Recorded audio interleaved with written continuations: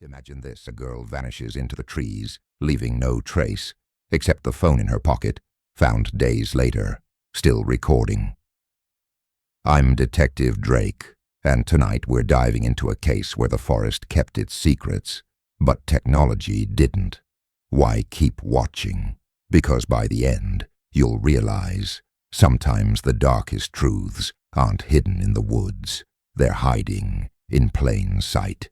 It started with a frantic call from Pine Hollow, a town bordered by miles of untouched wilderness. 18-year-old Jenna Cole walked into Blackroot Forest to take photos for a school project. She never came out. 3 days later, her phone was found on a trail, scratched, muddy, and filled with 47 minutes of garbled audio. The last file, a video, 10 seconds of Jenna's face, pale and trembling, whispering, "It's not him, it's not him, it's not." Before the screen went black, the police called it an animal attack. Her family called it murder. And me? I called it wrong. The audience, you, were with me as I retraced Jenna's steps. Remember when I picked up her phone?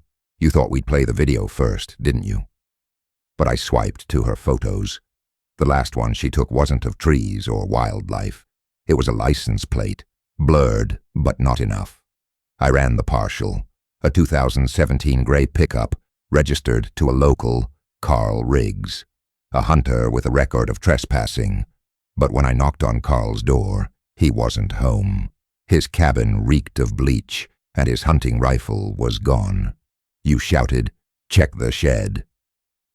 Inside, we found a map of the forest with red X's, hunting spots, he'd say. But one X matched where Jenna's phone was found. The woods swallowed us next. Pine needles crunched underfoot as I followed Jenna's GPS trail. Her path veered off the main trail halfway toward an old ranger station, abandoned, rotting. But inside we found fresh cigarette butts and a Polaroid. Jenna, smiling with her best friend, Mara. On the back a note, "I know what you did." Mara swore she hadn't seen Jenna that day. But her alibi? A movie night with her boyfriend, Liam. Problem was, Liam's truck matched the license plate in Jenna's photo. When I confronted him, he cracked. Jenna was blackmailing Mara. She found out about the accident. Turns out Mara had hit a cyclist drunk a year prior. Jenna knew, and she'd threatened to talk. But here's where it gets twisted.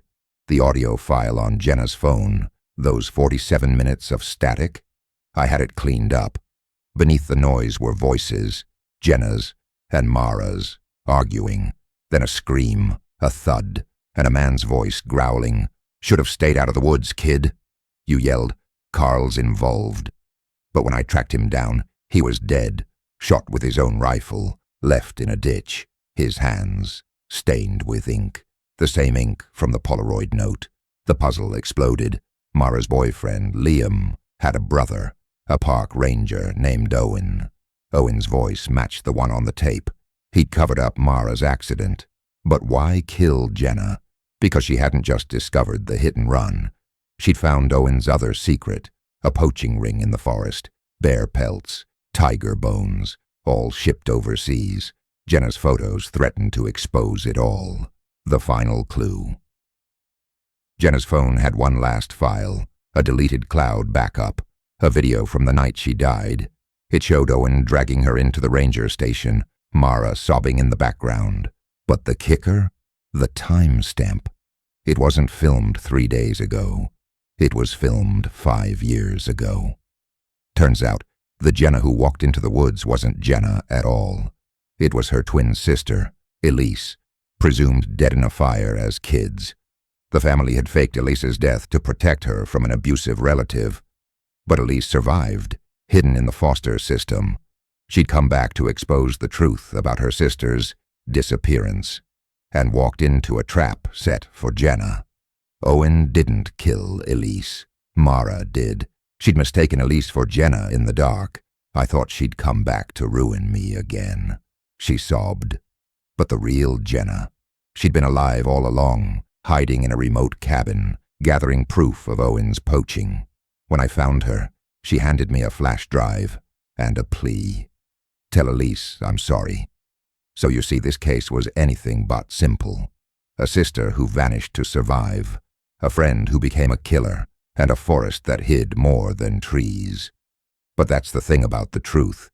It doesn't stay buried. It grows, it twists, and sooner or later, it claws its way back into the light.